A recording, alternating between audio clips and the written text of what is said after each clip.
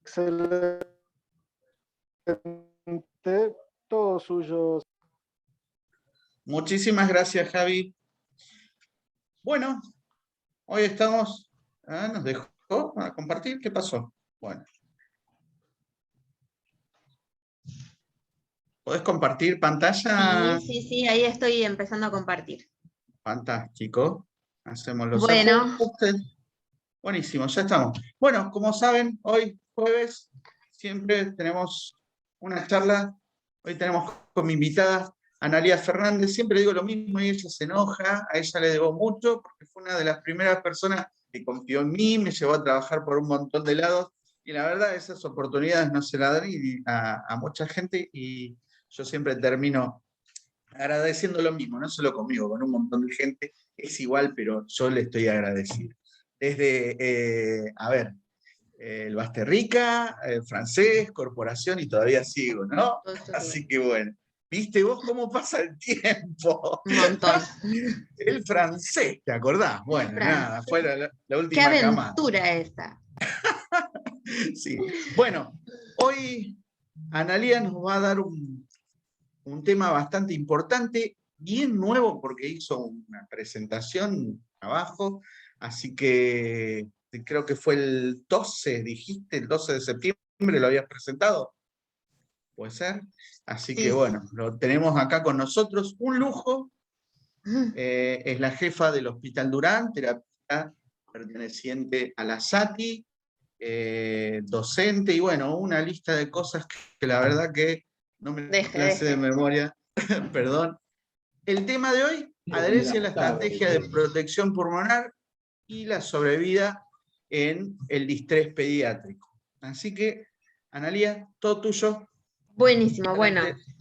Buenísimo volver a estas reuniones después de toda esta pandemia. Empezamos, el inicio de estos ateneos fue, me acuerdo, un paciente con un shock por estáfilo, con los chicos de Corrientes, y miren cómo crecimos. Y la verdad es que está buenísimo volvernos a encontrar después de haber pasado un año como el que pasamos.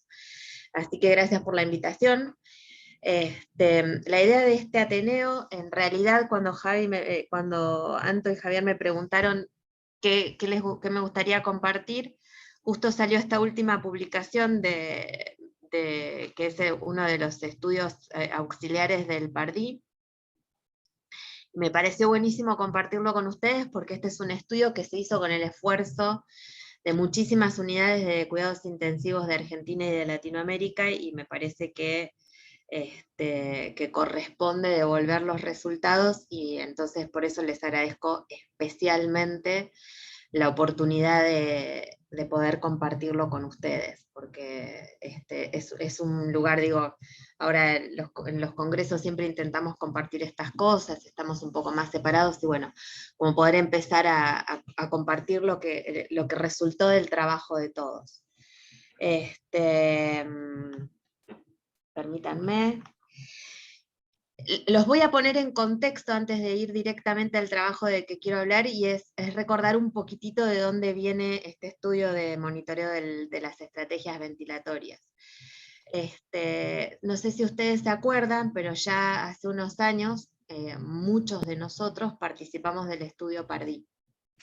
A mí me tocó estar entre los autores porque tuve el privilegio de poder invitarlos y que ustedes creyeran en mí, en la invitación y en la convocatoria, y nada, ser parte de este grupo de amigos que somos en el capítulo, que cada vez que aparece un proyecto se llena de energías y que da resultados como esto, ¿no? Nosotros en este estudio participaron 145 unidades de cuidados intensivos de 27 países, y Argentina fue el país que ingresó, el tercer país en ingresar pacientes. El primero fue Estados Unidos, segundo fue Inglaterra, y apenas un poquitito por atrás Argentina, lo que demuestra la enorme capacidad de trabajo que tenemos cuando nos unimos. Y yo infinitamente agradecida por eso. Por las dudas, para recordar de qué se trataba este estudio, este era un estudio que durante 5 días escrineaba en 10 fechas diferentes, no fueron 10 semanas diferentes, casi un año y medio de estudio, escrineaba usando la definición nueva, la definición de Palick de distrés respiratorio, la presencia de distrés respiratorio entre todos los pacientes admitidos a las unidades de cuidados intensivos. En esas 10 fechas entraron un poquito más de 23.000 pacientes, un poquito más de 12.000 se ventilaron, y de esos 744 tuvieron distrés respiratorio. O sea, la incidencia del distrés, según la definición de Palick, y esto era una de las cosas que quería saber el PARDI, si la incidencia de distrés era más alta usando la definición de Palick que la de Berlín. Uno esperaba que fuera un poco más alta porque era una definición pensada para abarcar un poco más de pacientes que los que abarcaba Berlín. ¿Se acuerdan? Berlín pedía, entre otras cosas, que tuviera un estado de acidosis arterial. Palick no, pide SAFI, y eso, perdón, índice de oxigenación o saturación Sí, estoy índice de acá, ¿qué pasó? oxigenación. Sí, Javi, te pasó. quedó el micrófono abierto. Y bueno, y el tema de los infiltrados en la placa, todas estas cosas, bueno, la cuestión es que, tal cual se esperaba, la definición permitió ingresar un espectro más amplio de pacientes. Ustedes me dirían por qué hablamos de distrés. 6.1% de los pacientes ventilados tiene distrés respiratorio, o sea, estaríamos dedicando todo a tener un porcentaje muy bajo de nuestros pacientes, sin embargo, se llevan el 30% de nuestra mortalidad y por eso uno presta tanta atención. Y nobleza obliga, me parece que lo más importante es hacer el reconocimiento a que tenemos todos estos datos sobre nuestra realidad gracias al trabajo de todos los que trabajaron en Argentina y después también en Latinoamérica, porque mucha gente de Latinoamérica se plegó a esto, y eso estuvo buenísimo porque vieron que siempre los estudios representan realidades que no son las nuestras, porque no tienen datos nuestros, y conocer datos epidemiológicos duros nuestros, representados por el esfuerzo de tanta gente, me parece que es tremendamente valioso. La incidencia en Latinoamérica es muy similar a la del resto del mundo, del distrés respiratorio, o sea, no hay diferencias regionales en la incidencia, y lo que uno puede ver, esto que yo les contaba, que Berlín y Palick discriminan diferente. Si uno lo mira en comparación a los estudios que teníamos, ¿vieron? ¿Se acuerdan que nosotros habíamos hecho 2 estudios que Farías los lideró de epidemiología de la ventilación mecánica, el primero en 2004 y el segundo en 2012? Podemos ver que claramente la incidencia de los pacientes ventilados es mayor, o sea que discrimina más pacientes, detecta más pacientes que la definición anterior. Y esto ya los que estuvieron en el Congreso en Mendoza se lo acuerdan seguramente, como nuestro país era el tercer país que juntó datos, hay datos que el doctor Kemani analizó especialmente para nosotros, para que nosotros lo pudiéramos tener, y para que pudiéramos ver cómo habían sido nuestros resultados comparados con los del resto del mundo.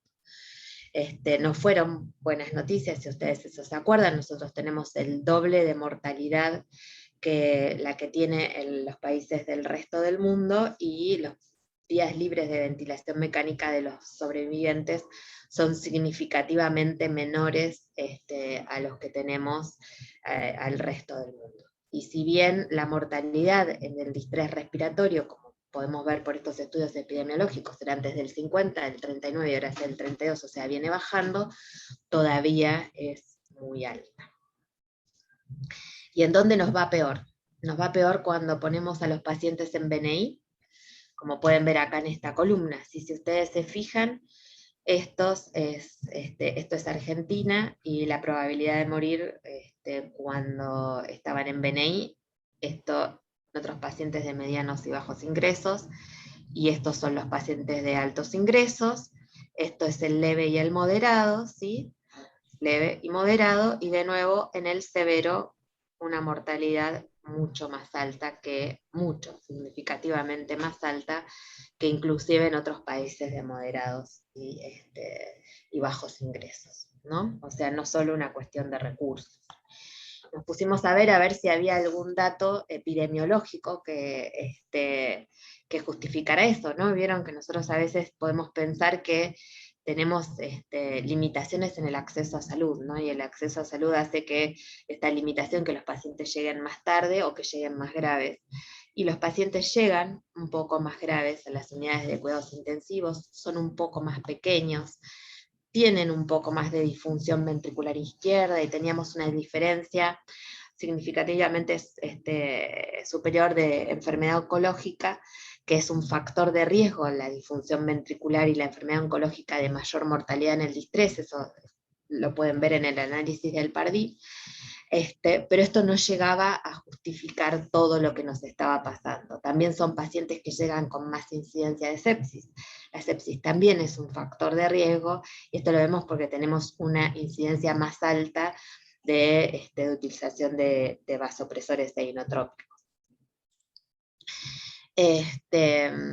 Así que uno podría decir que si bien tenemos algunas cosas que podrían justificar esto, hay algo más que había que pensar, y entre las cosas, entre el algo más que seguro podemos corregir, está esto, que usamos presiones inspiratorias y volúmenes corrientes significativamente más altos que el resto del mundo.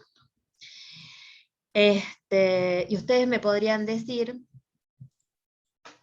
bueno, nadie probó que usar volúmenes corrientes más altos, y sobre todo porque estamos hablando de una media de 8, aumenta la mortalidad, porque el trabajo que dice que la mortalidad aumenta si yo estoy usando volúmenes corrientes superiores, es de adultos, y es de 6 versus 12, no es de 8 versus 12, ni de 9 versus 12, ¿y por qué yo no puedo usar 8?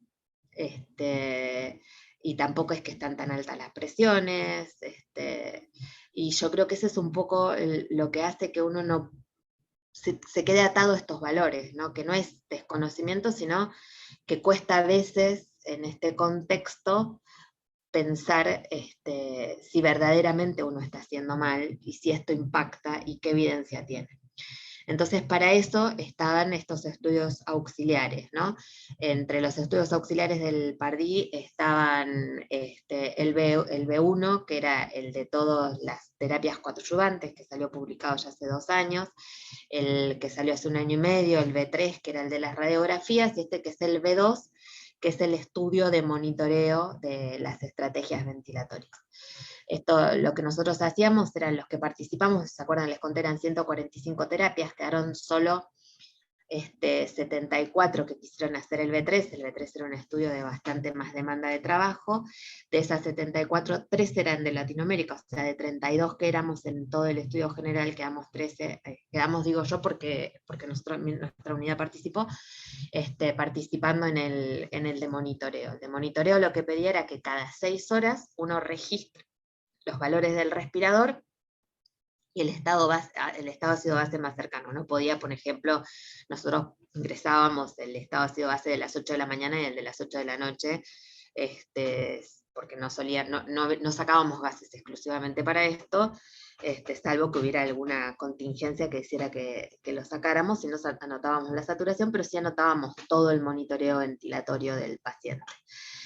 Y el objetivo de este estudio era intentar ver qué grado de adherencia había a las recomendaciones del consenso de PALIC, específicamente en volumen corriente y PIP. Y si se acuerdan, el PALIC, el consenso de distrés respiratorio pediátrico, lo que dice es que hay que usar volúmenes corrientes de 5 a 8 en distrés moderado a leve, ¿sí? En moderado y leve, y hay que usar volumen corriente de 3 a 6 si es severo, con lo cual se consideraba que no habían cumplido con las recomendaciones si tenían volumen corriente de 7 o más y eran un distrés severo, o si tenían volumen corriente de 9 o más y eran un distrés leve o moderado. En base a eso se hicieron el análisis en al menos de uno de los monitoreos de estos 3 días. O sea, nosotros teníamos 18 monitoreos por paciente.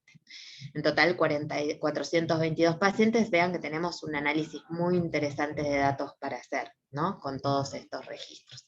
Con respecto a la PIP, la recomendación de PALIC lo único que decía era que probablemente necesitáramos valores de 10 a 15 centímetros de agua de PIP en pacientes con distrés respiratorio severo y no decía nada con respecto al leve y moderado, con lo cual lo que se decidió para hacer el análisis es usar la tabla de PIP-FIO del ADS Network. Vieron que existen dos tablas de PIP-FIO, la de alta y la de baja, y que hay un estudio del doctor Kemani que muestra que valores de PIP por debajo de los recomendados por la tabla baja de PIP-FIO del ARS Network, se asocian a mayor mortalidad en distrés respiratorio pediátrico en una base de datos que ellos tenían de Estados Unidos. Entonces se reconsideraba que estaban fuera de los valores de recomendación cualquier valor de PIP que estuviera por debajo de lo recomendado por la tabla de PIP-FIO. Y si ustedes, lo que uno pudimos ver es que hay una muy buena representación todavía de pacientes de Centroamérica, y por esto es importante que nosotros todavía podamos ver, o sea, un buen número de estos pacientes todavía eran de nuestras unidades. Y si ustedes se pueden fijar en esta tabla donde ya estamos discriminando los pacientes entre las 0 y las 24 horas, vieron que discrimina mucho mejor mortalidad en la definición entre las 6 y las 12 horas, que eso es lo que publicó el PARDI. Ven cómo ya están más, allá hay algún grupo de pacientes que está como resuelto, ¿sí? Que es el que pueden ver en esta columna, que uno los detectó, pero al estar ventilados al menos 6 horas, ya están como resueltos, y ya la discriminación de mortalidad entre leve, moderado, severo es mejor, que eso ya estaba publicado en el PARDI, ¿no?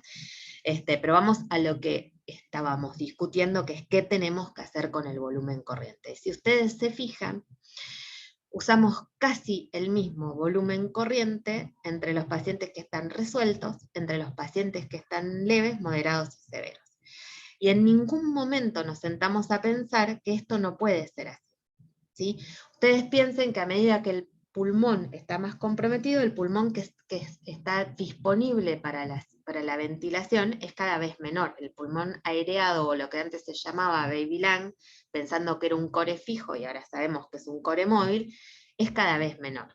Entonces uno lo que debería hacer a medida que el pulmón se pone cada vez más comprometido no es subir el driving pressure, sino ajustar el driving pressure y dejar que cada vez el volumen corriente sea menor. Si digo, yo tengo un driving pressure de 15 y entran 8, que es el límite superior, entran 8. Pero si entran 7, entran 7, no puedo subir la driving a 16, a 17 porque no me está entrando el volumen corriente. O no puedo decir, está hipoxémico, le voy a subir la PIM. Y cuando le subo la PIM, le subo la driving pressure, o sea, la presión inspiratoria, porque quiero subir la PAU, porque si sé que subo la PAU, entonces voy a subir el volumen corriente. Y ese es el pensamiento que uno ve que está predominando, ¿sí? El paciente se pone más severo, se pone más hipoxémico, y uno lo que hace es levantar presión.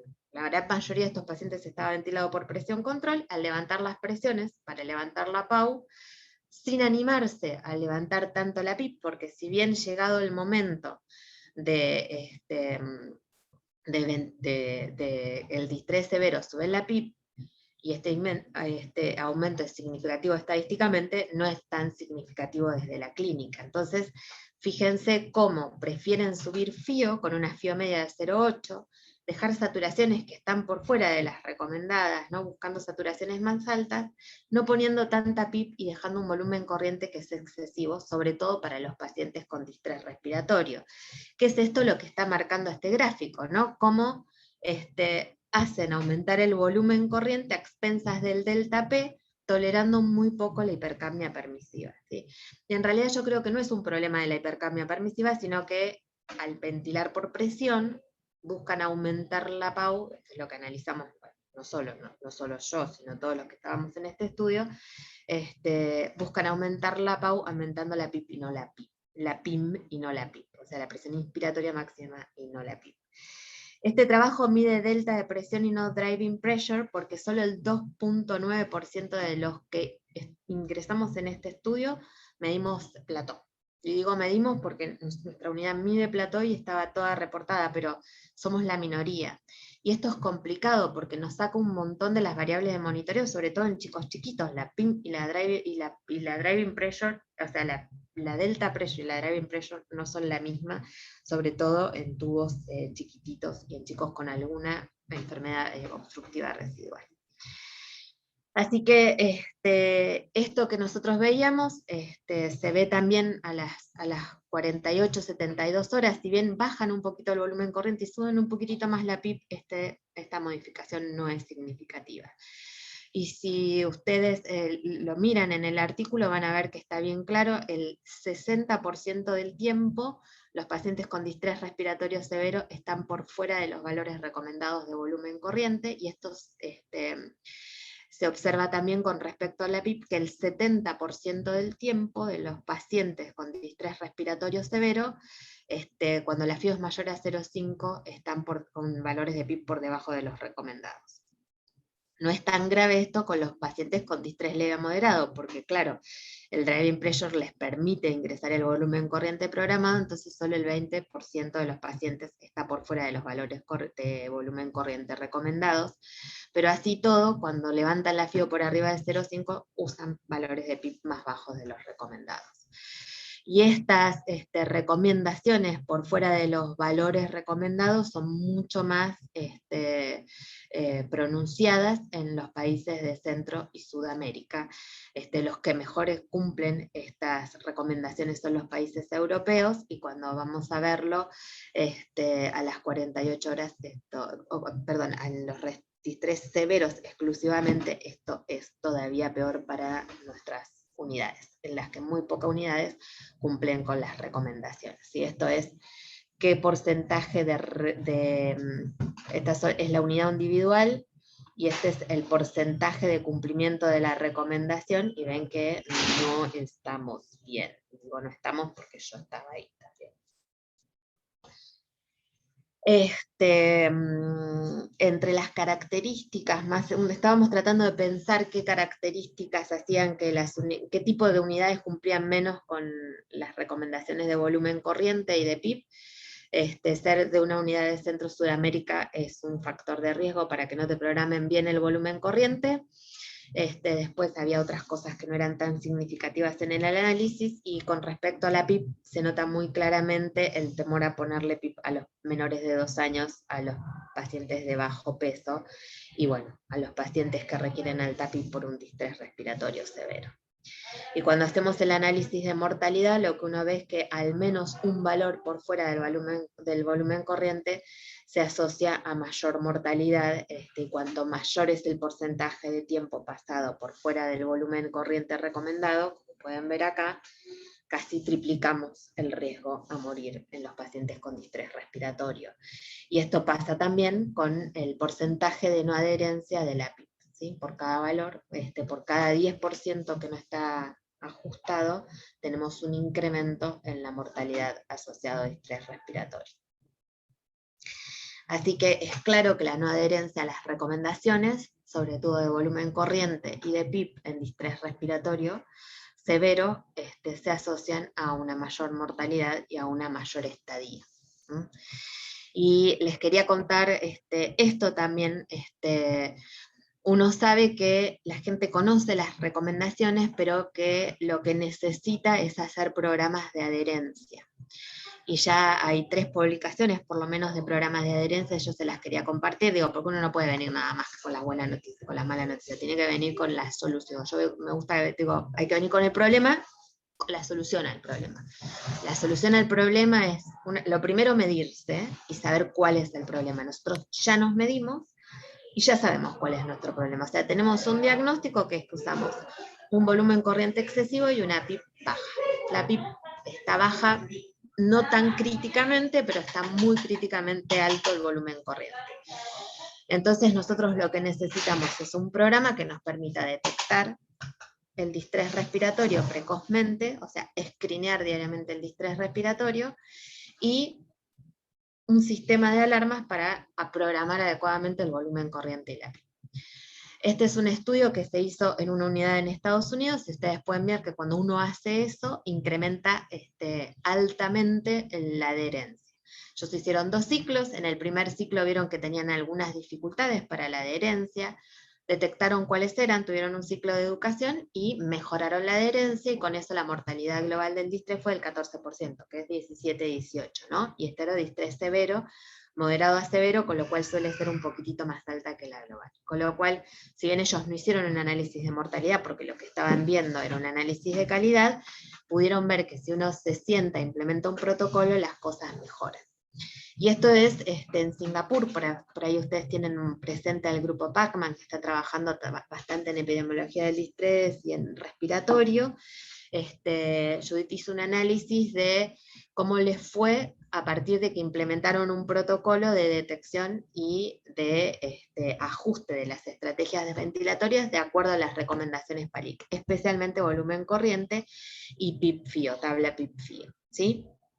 Ellos hicieron el análisis de mortalidad y después lo compararon con un grupo pareado retrospectivo.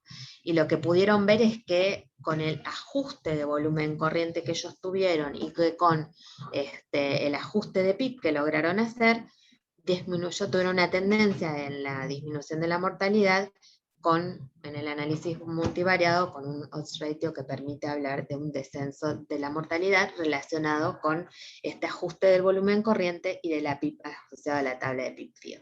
Y finalmente, el doctor Keman y su gente en Estados Unidos, en la terapia de Los Ángeles, están trabajando en un sistema computarizado de detección a través de la historia clínica electrónica, con recomendaciones en un algoritmo computarizado.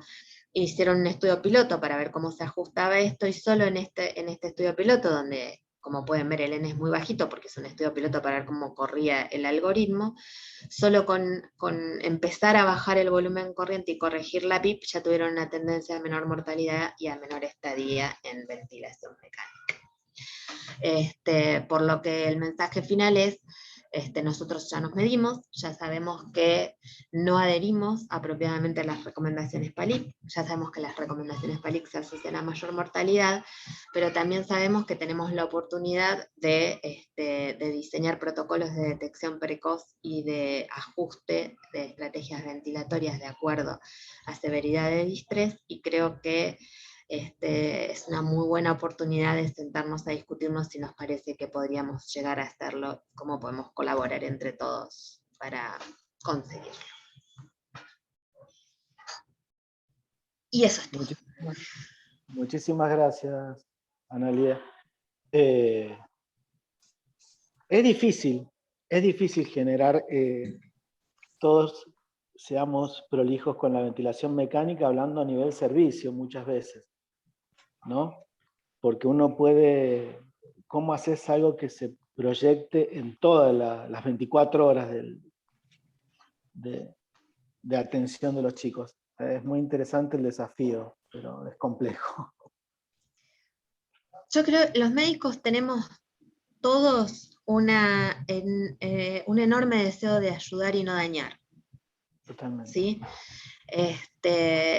Y cuando no cumplimos con las recomendaciones es porque no creemos en las recomendaciones. No es porque somos burros. Entonces, por eso me parece importante desprendernos del prejuicio, porque como ven, esto nos pasa a nosotros, pero le pasa al resto del mundo también. Por ahí nos pasa un poco más a nosotros, pero al resto del mundo también le pasa. O sea, cambiar un concepto. Si ustedes se aprendieron a ventilar, qué sé yo, usted piensa, Amato hizo un trabajo 6 versus 12, no porque era un bestia que le metía 12 por kilo, porque era el estándar de cuidado. Nosotros nos enseñaron a ventilar por presión. Muy pocos de nuestros servicios ventilan por volumen, nosotros somos uno de ellos, pero nos enseñaron a ventilar por presión, nos enseñaron a ventilar con presiones altas, nos enseñaron que el pulmón estaba duro y que había que inflarlo. Y con eso lográbamos hacer sobrevivir chicos que tenían una mortalidad altísima. O sea, cambiar lo que aprendimos y que en nuestras neuronas se fijó como una estrategia de protección de un chico no es sencillo. Entonces, por eso me parece importante que nosotros podamos decirnos a nosotros, che, miren que nos medimos y es claro que cuando nos medimos nos pasa esto. Discutirlo. Hay muy poca detección del distrés. Y si ustedes se fijan, cuando entra una bronquiolitis, y yo lo veo cuando hacemos los estudios pre-intense, la marcan como bronquiolitis y el pibe tiene 150 de PAFI y le siguen poniendo bronquiolitis. Y eso no es más una bronquiolitis. ¿Dónde vieron una neumonía que tenga ese grado de compromiso en la oxigenación? Por más neumonía difusa viral que sea.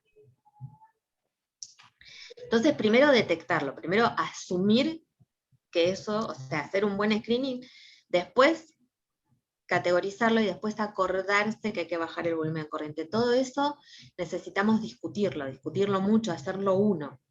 Lleva meses y vigilancia y medirse. Por eso los kines son tan fundamentales, porque una de las cosas que no les conté es que en el de monitoreo, una de las cosas que hace que sea peor el manejo del respirador es que la decisión la tome el médico, no el kinesiólogo. Se los digo, quiero que lo sepan. Interesante, hay muy poco. Lo que pasa es que quizás estamos muy poco acostumbrados, ¿no? A dejar que el kinesiólogo tome decisiones, ¿va? Por lo menos en la mayoría de servicios no se cuenta aún con un servicio de kinesiología de 24 horas. Yo creo que, contado con las manos, tenemos los hospitales que tengan un servicio de kinesio o kinesiólogo permanente dentro del servicio.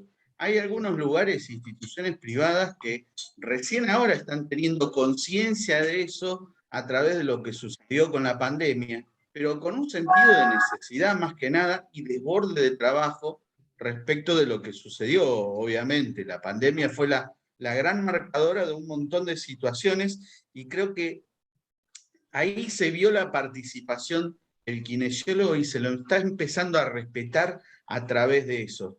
En muchos lados, en muchos lugares, el kinesiólogo viene haciendo su juego desde hace mucho tiempo y toma su participación. Y la verdad que sí, es verdad con respecto a lo que dice Analía y sí, concuerdo totalmente, ¿no? Interesante charla. Una de las cosas que más me asustó, que me molestó, ¿no? De lo que dice y traduce a una realidad que la vivimos, es que hayan tomado como factor de riesgo ser sudamericano. No, es que no se tomó como factor de riesgo, ¿eh? Se comparó Claro, no. Se comparó, bueno, pero se vio cuáles eran, vieron que uno siempre mira dónde se murieron, qué pasó con los pacientes, cuáles fueron los pacientes que se murieron, los que entraron con un PIN más grave, los que tenían arteria, los que tenían esto. La lista del Pardí es larguísimo, ¿no? Sí. Y una entre de los que más se morían, estar en Sudamérica. Sí.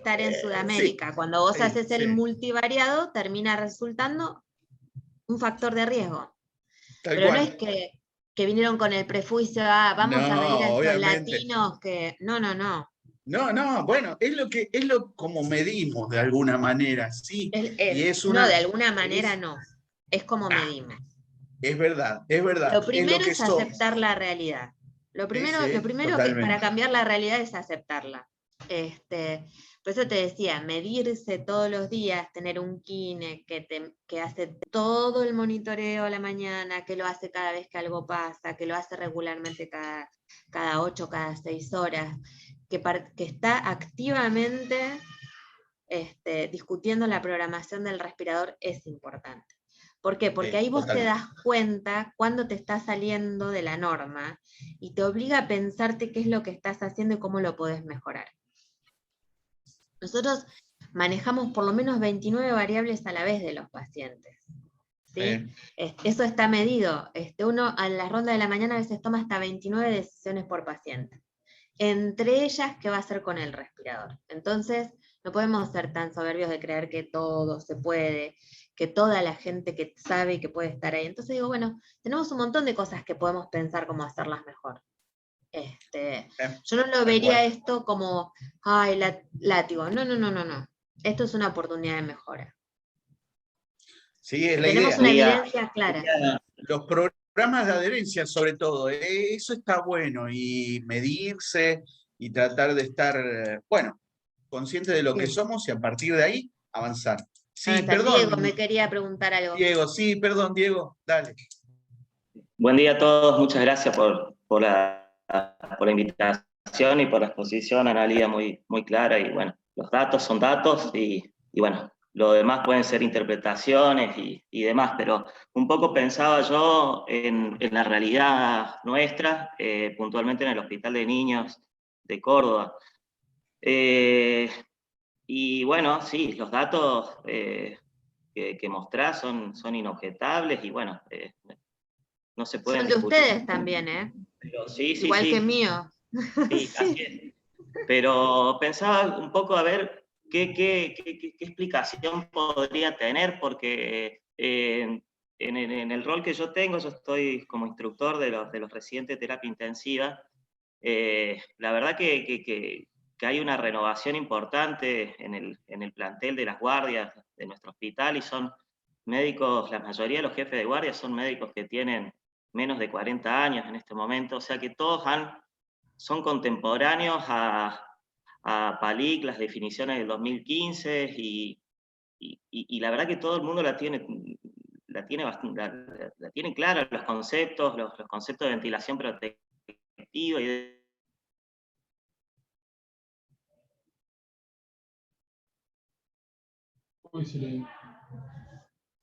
Se colgó. Diego, parece que se le cortó la señal. Bueno, mira, Ana, hay algunos participantes que pusieron alguna... Ahí volviste, Diego. Estamos, Diego, volviste. Ahí está. No sé dónde me había quedado, pero... No, que vos decías que ya conocen las definiciones los residentes, claro, y sin embargo... Eso le pasa a todo el mundo, vuelvo a decirte, a la desesperada que se ponen hipoxémicos levantan presión, y en vez de levantar PIP, levantan PIM. Claro, Y es un reflejo. Pensaba que una de las causas puede ser que todavía, pese a que el concepto está claro y lo conocemos, sigue molestando un poco valores de CO2, no digo una CO2 de 50, pero una hipercapnia ya de 60 ya sigue molestando y se empieza a subir pico.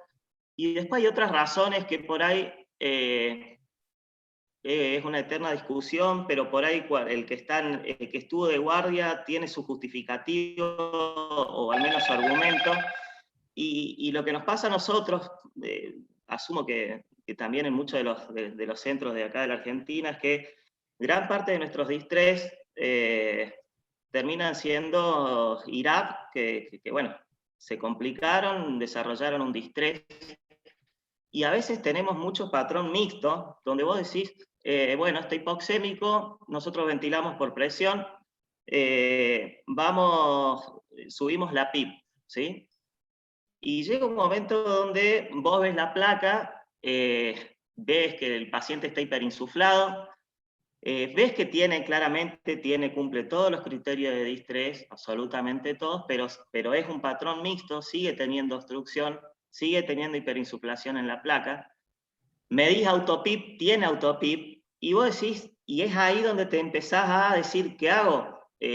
Subo un poco más el pico, por ahí con el volumen tidal, a mí me da la sensación de que no deja de ser subjetivo, ¿no? Porque no lo hemos medido, pero me parece que decimos, bueno, hasta acá llegamos, no pasamos más de 8, por ahí en ese contexto nos cuesta más adherirnos a la presión drive, ¿sí? Y ahí viene el problema, y posiblemente tengamos volúmenes tidales bajos, o no excesivamente altos, pero con drive alta, porque tenemos quizás que zonas por reclutar todavía y seguir subiendo el PIB. Pero cuesta, yo veo en nuestros medios, subir el PIB en un paciente que tiene algún patrón obstructivo, y es ahí una de las te voy a trabas que decir, tenemos. es Y en segundo lugar, o en tercer lugar... No, que te iba a decir al respecto de esto, después si querés me contás lo otro. Es imposible subir la PIP si no bajas el volumen corriente. O sea, o una o la otra, porque si no el paciente explota. Entonces, uno se escuda en el broncoespasmo y lo ve hiperinsuflado, y en realidad lo está hiperinsuflando o le está poniendo un volumen corriente que no entra, aún en el mixto. Yo no te estoy hablando del paciente puramente obstructivo que tiene otro patrón, sí. digo, pero las bronquiolitis tienen un patrón, y lo que nos pasa a todos, muy mixto, pero uno no le puede poner a un chico que está severo 8 por kilo. Sí, no, seguro. 8 por kilo medido en el respirador, no proximal y no ajustado a peso real, a peso teórico, en peso real. Entonces, le estás poniendo 12. El paciente está así, es que le pusiste PIP, no, es que le pusiste volumen. Y la autopip no tiene que ver con que le pusiste PIP, es que le pusiste un volumen corriente excesivo. Entonces, lo que cuesta es pensar que todo eso que le está pasando al paciente tiene que ver con el exceso de volumen corriente. Y si querés ventilar por presión, fantástico, yo no me opongo. No me gustan los primeros días, pero es lo que hace el 99% del mundo. Pero midan plató. ¿Sí? Porque la pausa inspiratoria, flujo cero, se puede hacer en presión control, porque hay toda una idea que como no se puede medir resistencia y constante de tiempo, tampoco se puede medir plató. Claro que se puede medir plató, lo que se pueden sacar son constantes de tiempo. Es otra cosa. Entonces ves la driving pressure real. Sí, bien, sí, nosotros lo que por ahí no nos cuesta creer a veces es, entiendo lo que decís y totalmente de acuerdo, es así tal cual, pero bueno, otra dificultad que tenemos nosotros, que es lo que mencionabas recién, el hecho de que no tenemos, es una mala costumbre, claramente, nosotros no trabajamos con peso ideal de los pacientes, ¿sí? No tenemos la costumbre de tallar a nuestros pacientes, y les soy sincero, muchas veces el paciente entra grave, se lo conecta, no tenemos balanza incorporada a las camas, entonces nos manejamos en el mejor de los casos, con el peso último que te dice la madre, que por ahí si es un lactantito chiquito, bueno, por ahí tenés un peso al menos del último mes.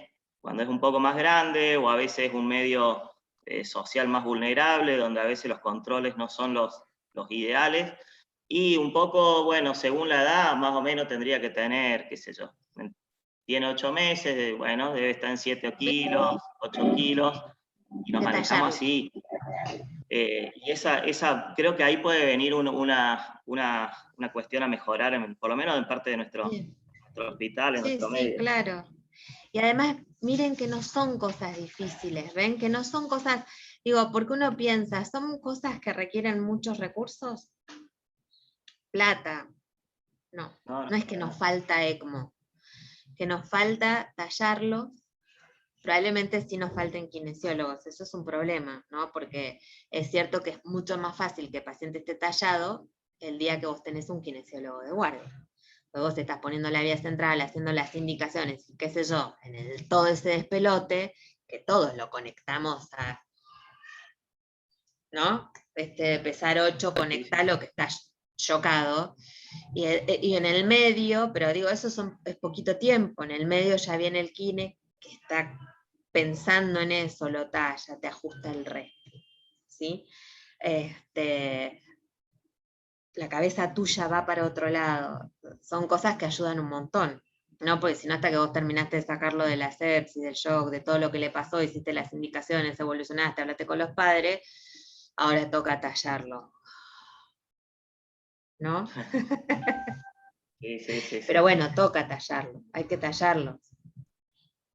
Sí. Ayer, ya que estamos, les cuento, hay una aplicación, la verdad que estábamos participando en el multicéntrico de shock séptico, el SPED, y bueno, entre otras cosas hay que medir a los pacientes, y la verdad que, bueno, en un momento, bueno, vamos con una cinta métrica de las que se usan para medir perímetro cefálico, vamos, lo medimos al paciente, lo cual tiene un margen de error, y les cuento que hay digo porque a lo mejor puede servir, una de las kinesiólogas que estaba conmigo me dice, hay una aplicación que tengo en el celular donde le saco una foto al paciente, yo lo había medido en 2 pacientes, y ella le saca una foto, y no sé si toma la medida del cúbito o cómo hace el programa, pero nos dio la misma medición con un error ahí de 1 centímetro, cosa que no es demasiado significativa la diferencia. Con la aplicación esa aproxima la cámara de foto y le da la talla. Digo porque es algo que puede Está estar bueno. Sí, totalmente. Totalmente. Yo creo que estaría buenísimo, de hecho, las unidades que participamos de esto, sentarnos a pensar si tenemos ganas de hacer un programa así de detección, monitoreo y ajuste, y medir los resultados. Hacer un programa de educación, las mismas unidades, ya estamos medidos, ya tenemos el pre, hacer el post. y animarnos. Yo creo que además, si todos sentimos que queremos mejorar, entendemos que este es el camino, nada, es una tarea de educación, de concientización más que de educación, es de concientización.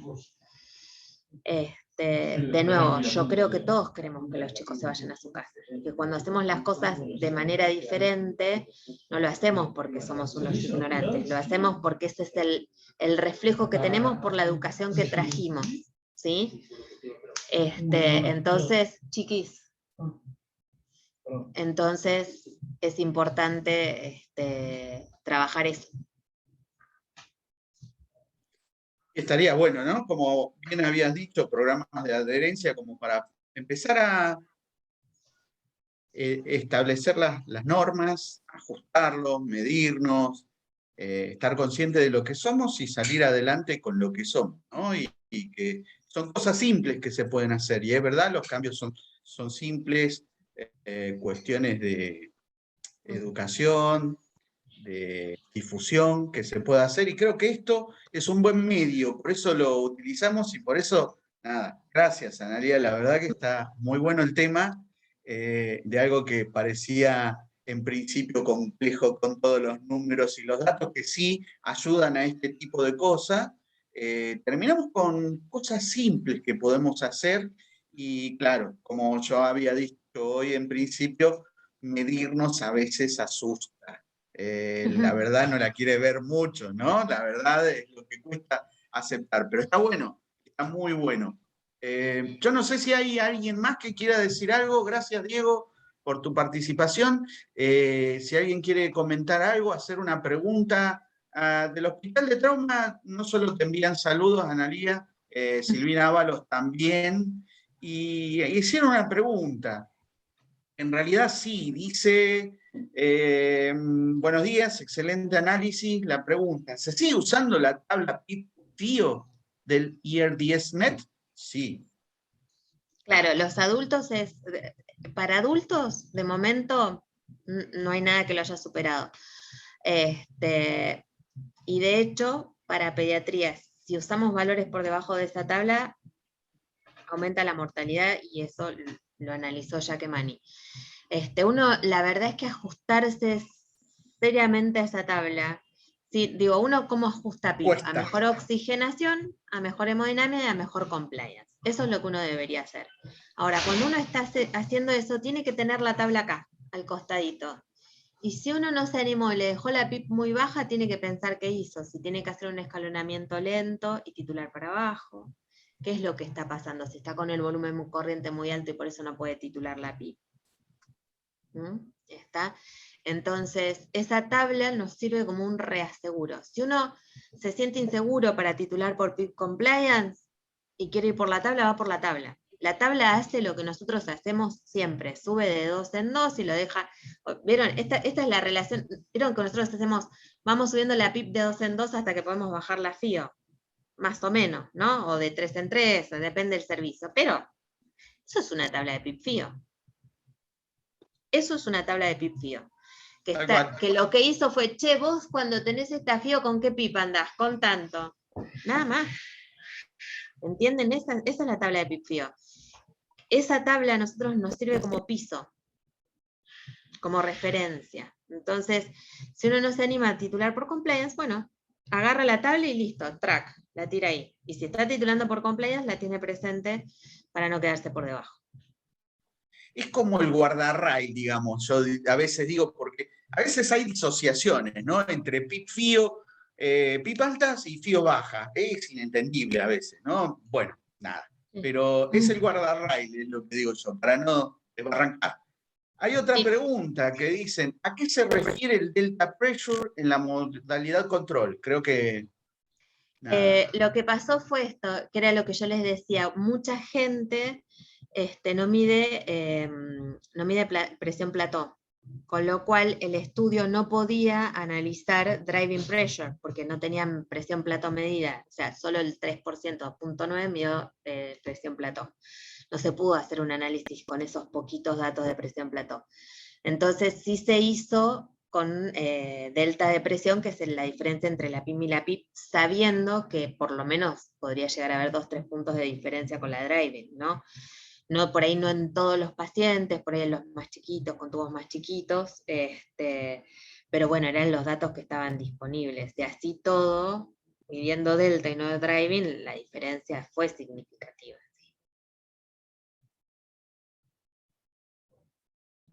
Bien, fantástico. Por ahora no hay más preguntas. A ver si alguien quiere hacer una pregunta en directo o enviarla a través del chat. Como rematador, esperamos a la 1, esperamos a las 2. Viste que no cambia, Analia, no puedo con mi genio, ¿no? Así que bueno.